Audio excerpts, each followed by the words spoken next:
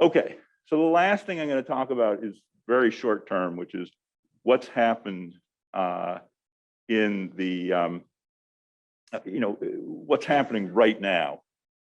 And so you're all very familiar, I'm sure, with this increase in interest rates. So this is the Freddie Mac 30-year primary mortgage market survey, fixed rate.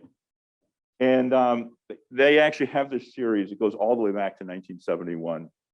The increase in rates from basically the end of, from the beginning of the year to the end of the first quarter is the biggest increase in mortgage rates over a 3-month period since they started doing the survey in 1971.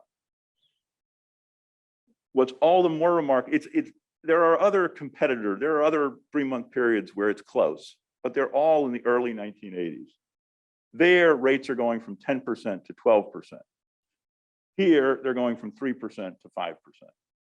So in percentage terms, we've never seen anything like this before. This huge increase in monthly payments. So what have people been doing? So we have data from a company called Optimal Blue. These are mortgage locks, and it's nice that I'm in an audience where I don't need to explain what that is. So these are mortgage locks. So this data goes through we get these every week. We actually have daily data. We have, we actually have they're all anonymized, but we can see, the zip code and the amount and everything about the loan, monthly payment, the interest rate, everything we need to see. No. And so what you can see is that what surprised us was that these increases in interest rates, households were basically just eating them. So rates were going up, and you might think people would start substituting into cheaper homes, but they weren't. They were buying the same homes, and so I'll show you in the next slide. In fact, the amount that they were spending continued to rise.